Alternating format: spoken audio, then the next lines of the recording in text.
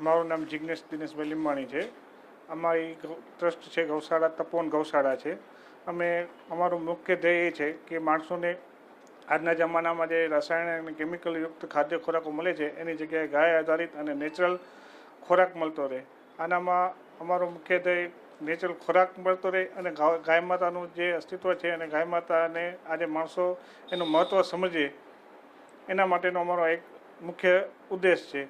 અને આ અત્યારે ભુજ નગરપાલિકા દ્વારા 10 દિવસનો સ્વદેશી મેળો ચાલુ છે. એનામાં અમે વિનામૂલ્યે સ્ટોલ મળેલો છે.